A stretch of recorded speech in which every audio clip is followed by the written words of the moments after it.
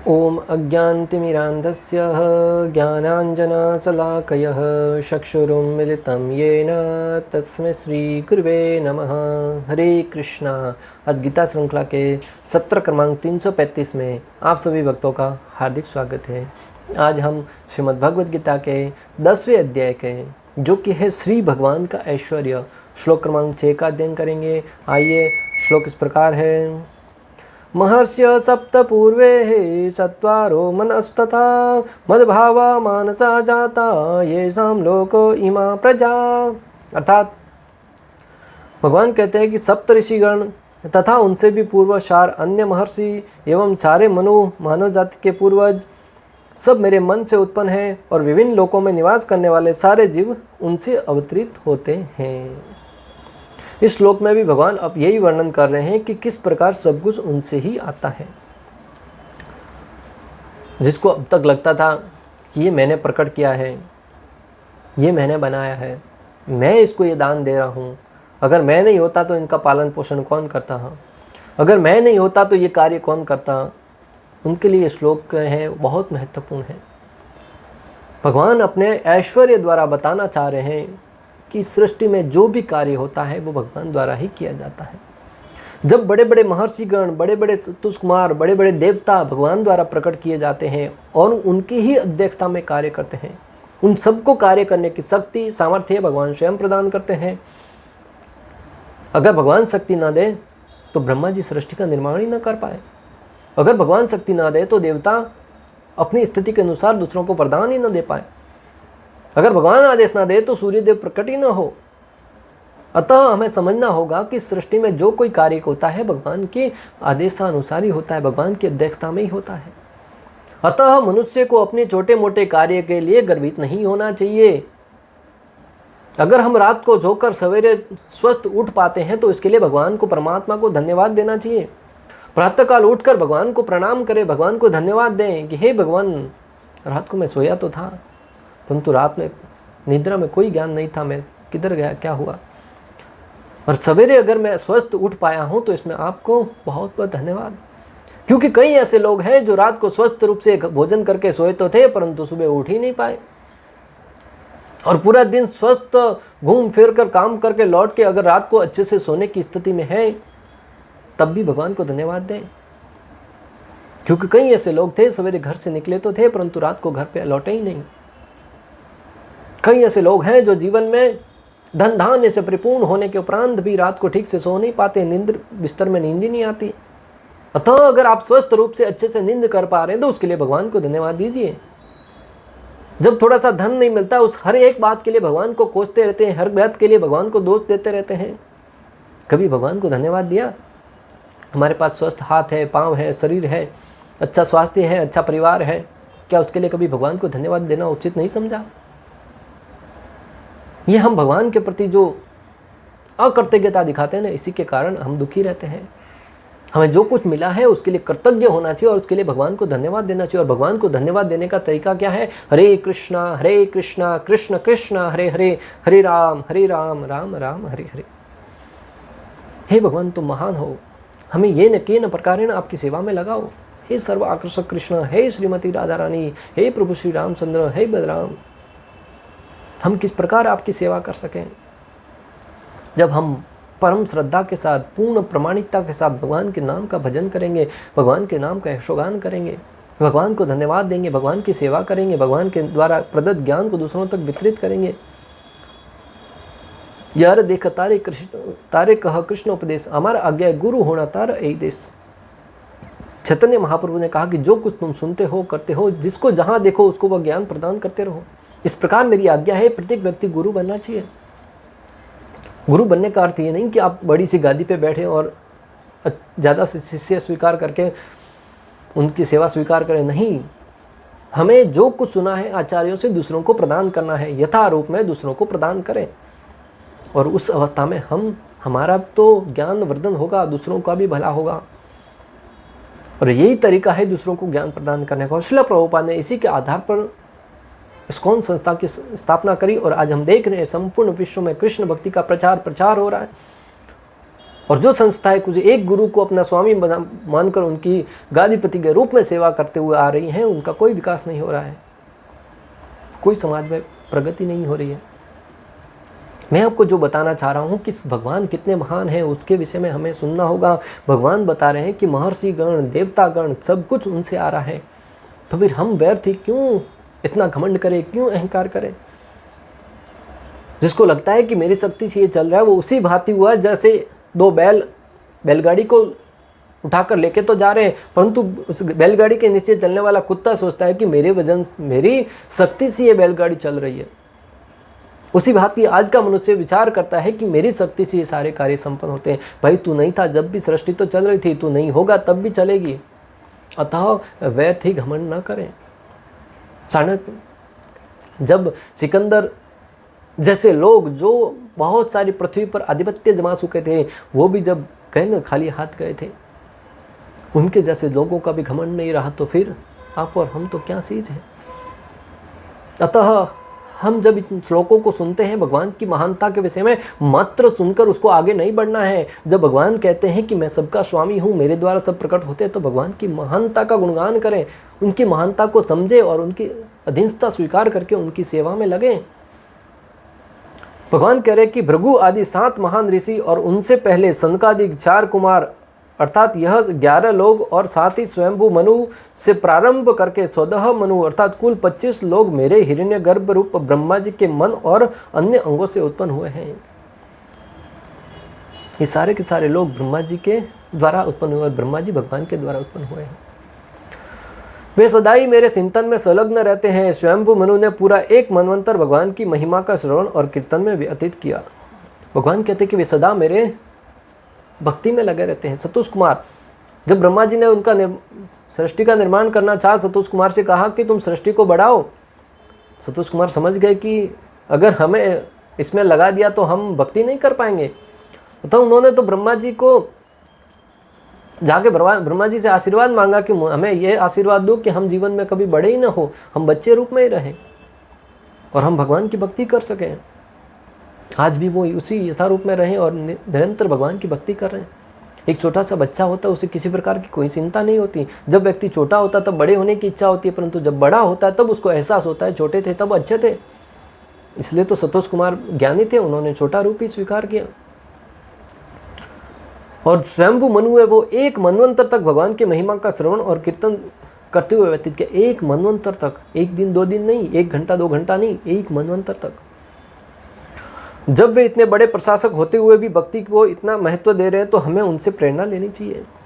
और जब हम सुनते हैं कि मनु महाराज ने 1 मनवंतर तक भक्ति कार्य करे, श्रवण कीर्तन में अपना समय व्यतीत किया, तब हमें प्रेरणा लेनी चाहिए कि जब वो इतने महान प्रशासक होते हुए भी, समस्त मानव जाति के पूर्वज होते हुए भी, जब वो भक्ति को इतना महत्व दे रहे हैं, तो आप और हमको इतना साधारणता नहीं लेना चाहिए। बार बार कहा जाता है कि 16 माला जप करो, बार बार कहा जाता है कि भक्ति के विषय में श्रवण करो, कीर्तन करो, तो परंतु हमारे तो कानों पे जू तक नहीं रेंगती है। हम इसको सीरियसली नहीं लेते हैं। और कहा जाता है कि वहाँ पे उस स्टेडियम में मैच होने वाला क्रिकेट, वहाँ पे ये बंटने वाला है, वहाँ पे ये होने वाला है, शादी में फ्री का भोजन मिलने वाला है, टूट पड़ते हैं, भले पत्रिका मिले ना मिले। तब हम समझ सकते हैं कि हमारी क्या मनोदशा है।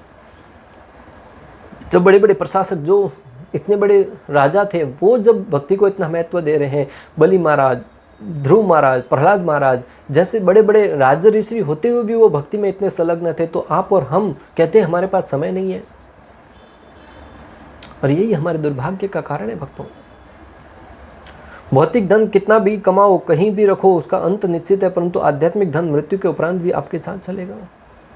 भौतिक धन आप कितना ही क्यों ना कमा ले, एक तिजोरी भर गई, दूसरी भरो, दूसरी भर गई, तीसरी भरो, 10 भरो, 50 भरो। अगर तिजोरी में धन सुरक्षित नहीं है तो बैंक में रख लो, लॉकर में रख दिया, कभी बैंक भी उठ जाती है। कितना ही अच्छे से अच्छे जगह पे रख लो, परंतु फिर भी वो धन कमाया कुछ काम का नहीं है। अगर किसी ने चोरी नहीं किया, किसी अधिकारियों ने तुमसे हड़प नहीं लिया, तो अंततः मृत्यु के साथ ही वो तुमसे विलग हो जाएगा।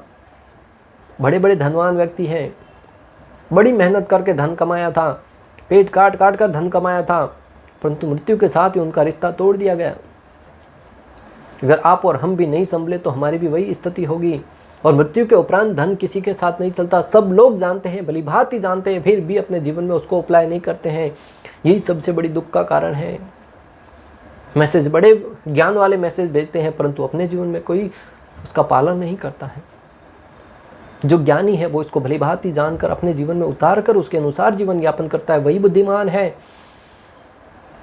अतः हमें समझना होगा कि जो आध्यात्मिक कार्य हैं, भक्ति कार्य हैं, वो मृत्यु के उपरांत भी साथ में चलने वाले हैं और उनकी तरफ ही ज़्यादा से ज़्यादा ध्यान दें। भगवान कहते हैं मेरे स्मरण के द्वारा ही वे मेरी कुछ शक्ति और ज्ञान को प्राप्त कर सके हैं। भगवान कहते हैं कि मेरी स्मरण द्वारा, अर्थात जो निरंतर मेरा स्मरण करते हैं, मेरी भक्ति करते हैं, और मेरे द्वारा ही उनको कुछ शक्ति और सामर्थ्य प्राप्त होता है। किसको? देवताओं और महर्षि गणों को। सप्तऋषि हैं, भृगु, मरीषि, अत्रि, पुलस्त, पुलहा, क्रतु और वशिष्ठ, ये सप्तऋषि हैं। इस प्रकार के सृष्टि का वर्णन श्रीमद् भागवतम के 3.12 टू 23 और 27 में आया है। ब्रह्मा जी के विचार से नारद जी का जन्म हुआ, जो उनके शरीर का सबसे अच्छा हिस्सा है। भागवत में इसका उल्लेख है कि किस प्रकार सृष्टि का निर्माण हुआ। तो ब्रह्मा जी के विचार से, जो विचार शक्ति है, उससे नारद जी का प्राकट्य हुआ, जो सबसे अच्छा हिस्सा है। वशिष्ठ का जन्म उनकी श्वास से हुआ। वशिष्ठ मुनि का जन्म उनके श्वास से, जो श्वास लेते हैं उससे उनका जन्म हुआ। दक्ष का अंगूठे से, उनके स्पर्श से भृगु और उनके हाथ से क्रतु का जन्म हुआ था। उनके कानों से पुलस्त्य उत्पन्न हुए, उनके मुख से अंगिरा, उनकी दृष्टि से अत्रि, उनके मन से मारीस और उनकी नाभि से पुलहा। महान देवहूति के पति ऋषि कर्दम ब्रह्मा जी की साया से प्रकट हुए। इस प्रकार सभी ब्रह्मा जी के शरीर या मन से प्रकट हुए हैं। जो भी ब्राह्मण या क्षत्रिय हैं वह अन्य भी, वह सब इन 2500 के वंशज हैं। यहाँ पर सृष्टि के निर्माण का, ये किस प्रकार ब्रह्मा जी के कौन से अंग से प्रकट हुए, इसके विषय में वर्णन आया है। उसकी व्याख्या करने की कोई आवश्यकता नहीं है। आप बहुत बुद्धिमान है, अच्छे से समझ गए होंगे। और बाकी की जो मनुष्य की जो जातियाँ हैं, ब्राह्मण, क्षत्रिय, वैश्य, शूद्र या उनसे भी नीचे की जाति के, वो सारे के सारे इन्हीं महर्षियों के वंशज हैं। भगवान यहाँ पर ब्रह्मांड की प्रजा का आनुवंशिक वर्णन कर रहे हैं। ब्रह्मा जी परमेश्वर की शक्ति से उत्पन्न आदि जीव हैं, जिन्हें हिरण्यगर्भ कहा जाता है। ब्रह्मा जी भगवान द्वारा उत्पन्न आदि जीव हैं, अर्थात प्रथम जीव हैं, जिन्हें हिरण्यगर्भ कहा जाता है। श्री कृष्ण की कृपा से 1000 दिव्य वर्षों तक तपस्या करने के बाद ब्रह्मा जी को सृष्टि करने का ज्ञान प्राप्त हुआ। जब ब्रह्मा जी का प्राकट्य हुआ, आप भलीभांति जानते हैं, कई बार हम वर्णन कर चुके हैं कि ब्रह्मा जी को ज्ञान नहीं था क्या करना है, तब उन्होंने हजारों वर्षों तक तपस्या करी, तब उनको भगवान ने ज्ञान दिया कि आप सृष्टि का निर्माण कीजिए। ब्रह्मा जी को पितामह कहा जाता है और श्री कृष्ण को पर पितामह का पिता कहा जाता है। ब्रह्मा जी को पितामह कहा जाता है, भगवान श्री कृष्ण को पर पितामह अर्थात ब्रह्मा जी के पिताजी। और इसका उल्लेख भगवद गीता 11.39 में आया है, जिसमें कहते हैं कि आप वायु हैं तथा परम नियंता भी हैं, आप अग्नि हैं, जल हैं तथा चंद्रमा हैं, आप आदि जीव ब्रह्मा हैं और आप पर पितामह हैं, अतः आपको 1000 बार नमस्कार और पुनः पुनः नमस्कार। भगवान श्री कृष्ण को अर्जुन कहते हैं कि आप पर पितामह हैं, तब ब्रह्मा जी के भी पिता हैं। इस प्रकार हम समझ सकते हैं कि अगर हम अपने पिताजी से प्रारंभ करके रिश्ता आगे ले जाएंगे तो वह श्री कृष्ण तक जाएगा। इस प्रकार अगर हम अपने पिता से प्रारंभ करते हुए हम आगे जानने का प्रयास करेंगे कि हमारे पिताजी के पिताजी कौन, पिताजी के पिताजी कौन, उनके पिताजी कौन, उनके पिताजी कौन, तो अंततः वह रिश्ता ब्रह्मा जी से होता हुआ भगवान श्री कृष्ण तक जाएगा, जिससे सिद्ध होता है कि हमारे परम पिता है वो परम पिता परमेश्वर श्री कृष्ण है। भगवान परम पिता होने के नाते संपूर्ण ब्रह्मांड के जीवों के कल्याण के लिए ही वेद, पुराण, भगवद गीता और भागवतम जैसे ग्रंथों को प्रदान किया, ताकि उनका अध्ययन करके हमारा कल्याण हो सके। जिस प्रकार एक पिता साधारणतया अपनी संतान पर करुणा करने के लिए उनके लिए अनेक प्रकार की व्यवस्था प्रदान करता है, उनको पढ़ाता है, लिखाता है, जिससे अच्छी शिक्षा प्राप्त करके वो आगे कुछ बन सके, अपना जीवन यापन कर सके, स्वस्थ रह सके, सुखी रह सके।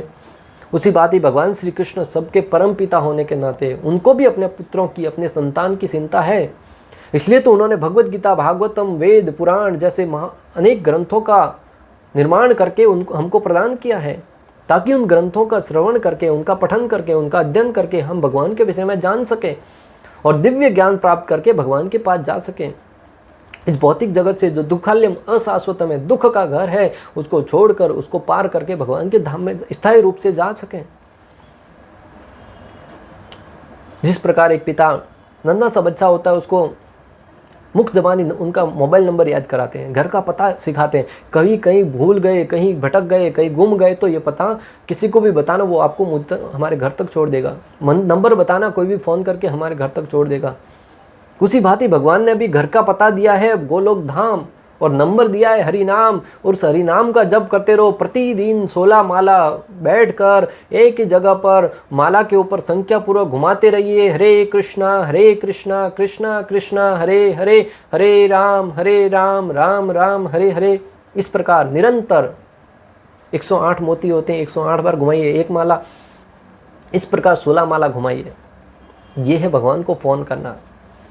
और अगर सवेरे प्रातःकाल उठकर ब्रह्म मुहूर्त में ये फ़ोन लगाएंगे तो लाइन सीधी क्लियर रहती है। दिन में तो बहुत डिस्टर्बेंस होता है, कई लोग उठ जाते हैं और उस अवस्था में कई बार लाइन बिजी भी आती है, व्यस्त आती है, कहीं एंगेज आता है। परंतु सवेरे सवेरे ब्रह्म मुहूर्त में बहुत कम लोग उठते हैं। उस समय अगर ये फ़ोन लगाया जाए ना, सीधा भगवान को मिलता है।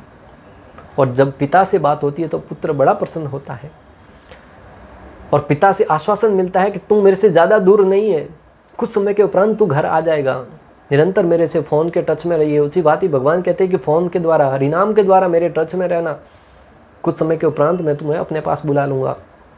जब बच्चा अपने पिता के घर जाता है तो पूर्ण प्रसन्न हो जाता है, निर्भय हो जाता है, स्वतंत्र हो जाता है। उसी भांति जब हम भी भगवान पिता, परमपिता परमेश्वर श्री कृष्ण के संतान, उनके धाम में जाएंगे तब निर्भय हो जाएंगे, पूर्ण रूप से स्वतंत्र हो जाएंगे। अतः निरंतर आप सबसे निवेदन है कि हरिनाम का जप कीजिए और हरिनाम में जप में रुचि बढ़ाने के लिए हरि कथा का श्रवण कीजिए, हरि भक्तों के संग में रहिए, हरि भक्तों के साथ प्रसाद पाइए, भगवान के भक्तों के साथ लीलाएं सुनिए, कथा कीजिए, कीर्तन कीजिए। सृष्टि करना प्रत्येक जीव का स्वभाव है, परंतु महत्वपूर्ण बात यह है कि अगर कोई अपने ऊपर आश्रित जन को उचित ज्ञान प्रदान न करे तो उसे पतन का अपराध हमें लगता है। हालांकि प्रत्येक व्यक्ति चाहता है कि मैं भी अनेक संतान उत्पन्न करूं, अनेक लोगों का उत्पत्ति करूं, और पिता गर्वित होता है, मेरे 10 पुत्र हैं, मेरे इतने पुत्र हैं और इतने सक्षम हैं।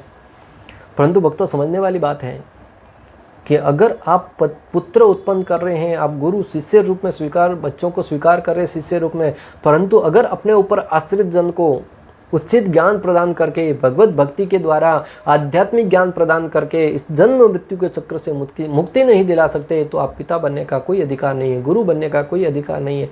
भागवतम प्रमाण भक्तों, गुरु न सस्यात् स्वजन्नो न सस्यात्, पिता न सस्यात्, जननी न सस्यात्, देवम न तत्स्यात्, पति स सस्यात्, न मोचयदः समुपेद मृत्यु। अगर आप अपने ऊपर आश्रित जन को बारंबार जन्म मृत्यु के पथ से न उबार सके तो उसे कभी भी गुरु, पिता, माता या आराध्य देव नहीं बनना चाहिए, कोई अधिकार नहीं है। मात्र और मात्र सेवा स्वीकार करने के लिए आप गुरु बन के बैठ जाते हैं, इसका कोई लाभ नहीं है।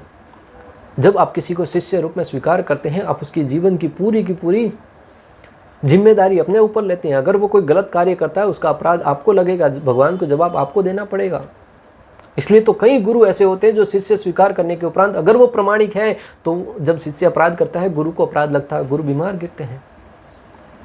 इसलिए तो जो आध्यात्मिकता में प्रामाणिक गुरु होते हैं, वो शिष्य स्वीकार करने से पहले उनको भली बात ही जांचते हैं कि क्या वो शिष्य बनने योग्य है, क्या वो 4 नियम का पालन कर रहा है, क्या वो 16 माला जप कर रहा है, क्या कुछ समय से, कितने वर्षों से कर रहा है। परंतु अगर गुरु को ये ज्ञान नहीं है, आओ मैं तुम्हारे कान फूंक देता हूँ, कान फूंक दिए, कुछ मंत्र दे दिया, लौकी की सब्जी खाना बंद कर देना, फलाना फ्रूट छोड़ देना। क्यों भाई, नशा करना छुड़ा रहे हो या फ्रूट खाना छुड़ा रहे हो? मेरे गुरु ने कहा है दीक्षा ली है तो तुम्हें कुछ फ्रूट तो छोड़ना पड़ेगा, कुछ फल तो छोड़ना पड़ेगा। अरे कुछ तो गिने सुने फ्रूट फल खा रहे हैं, वो भी छुड़ा दोगे तो बेचारा खाएगा क्या? अगर कुछ छुड़ाना है तो नशे की वस्तु छुड़ाओ, कुछ बीड़ी सिगरेट तंबाकू ये सब छुड़ाओ। नहीं, ऐसा तो छोड़ने के लिए कहेंगे तो वो गुरु मुझे ही छोड़ देगा, तो छोड़ने दो, क्या फ़र्क पड़ता है। नहीं, शिष्य तो चाहिए, इतने सारे फॉलोअर बढ़ाने हैं, सेवा में धन आता है वगैरह वगैरह। ये तथाकथित गुरु भक्तों लोगों को ले डूबेंगे और स्वयं भी डूबते हैं, दूसरों को ले डूबते हैं। जैसे कुछ उदाहरण है, गुरु शुक्राचार्य, बलि महाराज ने शुक्राचार्य का त्याग कर दिया। क्यों? क्योंकि शुक्राचार्य भगवान श्री विष्णु को सर्वस्व समर्पण करने में बाधा बन रहे थे। भगवान गुरु का कार्य है कि शिष्य को गुरु भगवान से मिलाए, और जो गुरु भगवान से मिलने में ही बाधा बन रहा है वो गुरु कहाँ के हुआ? जब बलि महाराज वामन देव को सर्वस्व सौंप रहे थे तब शुक्राचार्य मना कर रहे थे, इसलिए बलि महाराज ने शुक्राचार्य की बात नहीं मानी और उसका त्याग कर दिया। पिता हिरण्यकशिपु, प्रहलाद महाराज ने अपने पिता का ही त्याग कर दिया। हिरण्यकशिपु भगवान श्री विष्णु की सेवा करने में, भगवान श्री विष्णु की भक्ति करने में रोड़ा उत्पन्न कर रहे थे, बोले उनकी भक्ति मत करो। तो प्रहलाद महाराज ने पिता का ही त्याग कर दिया। पिता बनने का कोई अधिकार नहीं है जो भगवान से भक्ति करने में रोड़ा उत्पन्न करे। पति, ब्राह्मण पत्नियों ने अपने पतियों का ही त्याग कर दिया जो श्री कृष्ण की सेवा में बाधा बन रहे थे, जो श्री कृष्ण के लिए भोजन लेके जा रही थी उसमें विघ्न उत्पन्न कर रहे थे। माँ भरत महाराज ने अपनी माता कैकेयी का ही त्याग कर दिया भक्तों, क्योंकि प्रभु श्री रामचंद्र की सेवा से उनको दूर लेके जा रही थी। प्रभु श्री रामचंद्र को राज्य न सौंपकर भरत जी को राज्य देना चाह रही थी। भरत जी कहते हैं मैं तो सेवक हूँ और मेरे स्वामी से मुझे अलग किया, उनको वनवास भेज दिया, मुझे यहाँ पे रखा है, माता का ही त्याग कर दिया। आराध्य देव इंद्रदेव, वृंदावन वासियों ने इंद्रदेव की पूजा करना ही बंद कर दिया जो श्री कृष्ण से उनको दूर लेके जा रहे थे। ऐसे अन्य कई दृष्टांत है जिसमें हम समझ सकते हैं कि अगर कोई गुरु, पिता, माता, देव या पति जो आपको भगवान से मिलाने में बाधा बनता है तो उनका त्याग किया गया है। और आज भी ऐसे व्यक्तियों को जो अपने ऊपर आश्रित जन को जन्म मृत्यु के बंधन से मुक्त नहीं करा सकते, उनको ऐसे सब अधिकार प्राप्त नहीं करने चाहिए। अधिकारी बनने का कोई अधिकार नहीं है। पहले तो पिता, गुरु व पति को इतना सक्षम होना चाहिए कि अपने आश्रित को बारंबार जन्म तथा मृत्यु से उबार सकें। पहले तो समझना चाहिए कि पिता, गुरु और इन सारे के सारे जो सक्षम है उनको इतना तो सक्षम होना चाहिए कि जिनको अपने आधिपत्य में ले रहे हैं उनको जन्म मृत्यु के चक्र से उबार सकें। हाँ, उनको ज्ञान प्रदान करना चाहिए, फिर वो अपने अनुसार जीवन जिए, कोई बात नहीं। कम से कम ज्ञान तो दो कि आध्यात्मिक ज्ञान ये है। आजकल के माता पिता तो अपने बच्चों को आध्यात्मिक ज्ञान देने से ही कतराते हैं। अगर कोई मंदिर चला जाता है तो डांटते हैं, फटकारते हैं, बोले मंदिर क्यों गया? भले शराब के नशे में पड़ा रहे कोई बात नहीं, लेकिन मंदिर नहीं जाना चाहिए, हाथ से निकल जाएगा। अरे क्या हाथ से निकल जाएगा? जीवन सुधर जाएगा। जिस घर में एक व्यक्ति भक्त बनता है उसकी 21 पीढ़ियों का उद्धार हो जाता है, परंतु उनको तो उद्धार करना ही नहीं। नशेड़ी बनेगा चलेगा, लेकिन मंदिर नहीं जाना चाहिए। अन्यथा पशु भी बच्चे तो पैदा करते हैं। आजकल पिता अपने पुत्र को शराब पशु है वो भी बच्चे तो पैदा करते हैं, फिर मनुष्य बच्चे पैदा करे, इसमें कौन सी बड़ी बात है? आजकल हम देखते हैं कि एक बार एक वीडियो है जिसमें पिता अपने पुत्र को कह रहा है जा बेटा शराब लेके आ, और हम साथ में बैठ के पिएंगे, और सत्य घटना भक्तों। फिर क्या वो शिक्षा देंगे अपने बच्चों को? इससे हम समझ सकते हैं कि आज का पिता बनने कोई योग्य नहीं। मात्र पशुओं की भांति संतानें पैदा कर रहे हैं और उसको शरीर से संबंधित ही आहार, निद्रा, भय, मैथुन उससे संबंधित ही ज्ञान प्रदान कर रहे हैं, उससे संबंधित ही शिक्षा दे रहे हैं कि कैसे जीवन यापन करें, कैसे धन संग्रह करें, कैसे भोजन खाएं, कैसे शरीर को स्वस्थ बनाए रखें, किस प्रकार आनंद का भोग करें। मात्र इससे आगे कुछ सोच ही नहीं पाते, क्योंकि स्वयं ही विचार नहीं करते, कभी भगवान को रास्ते में लाते ही नहीं। कभी इन सारे दृष्टांतों को पढ़कर भक्तों बहुत दया आती है आज का समाज कौन सी दिशा में जा रहा है। इसलिए नितांत आवश्यक है ऐसे भगवत गीता जैसे ज्ञान को दूसरों तक पहुंचाने के लिए आप सबसे निवेदन है कि ज्ञान को ज़्यादा से ज़्यादा लोगों तक वितरित करो। वाणी से कर रहे हैं तो अच्छी बात है, अगर वाणी से नहीं कर पाते तो कम से कम यथा रूप में जो है प्राप्त हुआ है दूसरों को प्रदान करो। भगवत गीता की कॉपी वितरित करो, यूट्यूब पर वीडियो शेयर करो, दूसरों को बताओ कि इस ज्ञान को सुने। कम से कम व्यर्थ के प्रजल्प की बातों को ध्यान से सुनने की बजाय इस ज्ञान को कम से कम आधा घंटा 1 घंटा समय निकाल कर सुने और अपने जीवन का उद्धार करें। अगर आपके प्रयास से एक व्यक्ति भी भक्त बन गया ना, बहुत महत्वपूर्ण बात होगी, भगवान श्री कृष्ण प्रसन्न हो जाएंगे। श्री कृष्ण कहते हैं कि मेरे द्वारा प्रदत्त इस ज्ञान को दूसरों तक जो पहुंचाता है वो मुझे अत्यंत प्रिय है। अगर आप भगवान के प्रिय बनना चाहते हैं तो आपको चाहिए कि इस भगवत गीता के ज्ञान को दूसरों को वितरित करें। अगर आपके पास धन है तो भगवत गीता की कॉपी खरीदिए और ज़्यादा से ज़्यादा लोगों तक जो भगवत गीता पढ़ना तो चाहते हैं परंतु खरीदने में अक्षम है उनको प्रदान कीजिए। अगर आपके पास वाणी की शक्ति है तो आप वाणी के द्वारा दूसरों को प्रदान करने का प्रयास कीजिए। धन दौलत रुपया पैसा आता जाता रहेगा, उसमें ज़्यादा समय व्यतीत करने की आवश्यकता नहीं है। ये परिवार ऐसे ही चलता रहेगा भक्तों। समय की मांग है कि ज़्यादा से ज़्यादा आध्यात्मिक विषय में ज्ञान दूसरों को देने वाले शिक्षकों की आवश्यकता है, क्योंकि आज का समाज अधोगति की तरफ जा रहा है। कोई मात्र और मात्र शरीर से संबंधित ही ज्ञान प्राप्त करा। अतः आप सबसे निवेदन है कि इस ज्ञान को ज़्यादा से ज़्यादा लोगों तक पहुँचाइए। इस प्रकार श्लोक क्रमांक 6 में हमने समझा कि किस प्रकार जो सप्तऋषि हैं वो सब भी भगवान के द्वारा ही उत्पन्न किए जाते हैं। अतः इस श्लोक के द्वारा हमने समझा कि जब उनको भी शक्ति भगवान द्वारा प्राप्त होती है तो हम अपने निरे ज्ञान में, छोटे से बहुत ज्ञान में या थोड़ी सी शक्ति में घमंड न करें, बल्कि उनसे प्रेरणा लेकर भगवत भक्ति में लगें। इस प्रकार श्लोक क्रमांक 6 का भक्ति वेदांत तात्पर्य पूर्ण हुआ। अंत तक हमारे साथ बने रहने के लिए आप सभी का हृदयपूर्वक, प्रेम पूर्वक बहुत बहुत धन्यवाद। श्रील प्रभुपाद की जय, श्री श्री राधा गोपीनाथ भगवान की जय, श्रीमद् भगवद गीता की जय। हरे कृष्णा कृष्ण कृष्ण हरे हरे, हरे राम राम